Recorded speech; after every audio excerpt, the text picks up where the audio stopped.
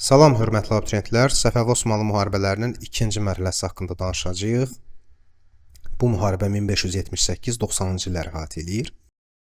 Birinci Təhmasibin ölümündən sonra hakimiyyətə onun oğlu 2-ci İsmail gəlir. O 20 il məhbəsdə, həbsdə yatmışdı və şah öləndən sonra öz tərəfdarları tərəfindən azad olunur, həbsdən və şah elan edilir.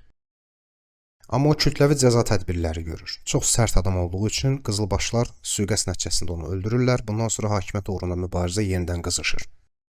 Və hakimiyyətə Məhəmməd Xudabəndə gəlir. Onun dövrü isə bərbad bir dövrdür. Belə ki, daxili çəkişmələr artır, dövlətin xəzinəsi tamamilə boşalır, Səfəvi və Osmanlılar arasında ikinci mərhələ, Səfəvi-Osmanlı müharibəsi ikinci mərhələsi başlayır.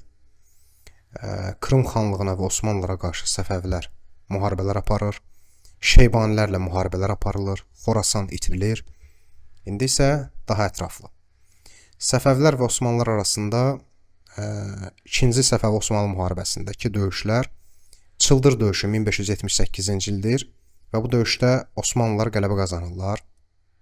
1578-ci ilin Çıldır döyüşündə Səfəvləri məğlub edirlər. Həmin il 1578-ci ildə yenə də Molla Həsən döyüşü baş verir və Molla Həsən döyüşündə Səfəvlər Krım xanlığının qüvvələrini məğlub edirlər. Diqqət eləyək, Osmanlı yoxdur burada. Krım özü də Osmanlı tərəfindən qoşulub müharibəyə. Onun müttəfiqidir.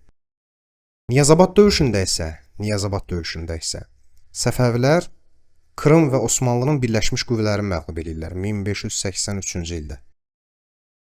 Sufyan döyüşündə 1585-ci ildə Səfəvilər məğlub olur, Osmanlılar qələbə qazanırlar. 1586-1589-cu illəri əhatə edən müharibədə Səfəvilər Şeybanilərə məğlub olurlar və Xorasan itirilir. Ümumiyyətlə, Səfəvi-Osmanlı müharibəsi nəticəsində Səfəvilər ərazisinin böyük bir hissəsini itirir. Şeybanilərlə mübarizə nəticəsində də Xorasanı Səfəvilər itirirlər və ərazisi kiçilir. Və tərəflər arasında İstanbul sülhü imzalanır 1590-cı ildə.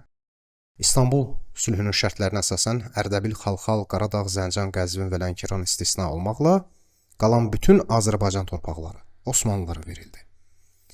Şərqi Gürcüstan və İranın qərbi də Osmanlı dövlətinin nəzarətinə keçir və bu Səfəvlərin imzaladığı ən ağır şərtli müqavilə idi. Belə, dəyərli yoldaşlar, qeyd edeyim ki, İstanbul sülhü artıq imzalananda hakimiyyətdə 1-ci Abbas idi.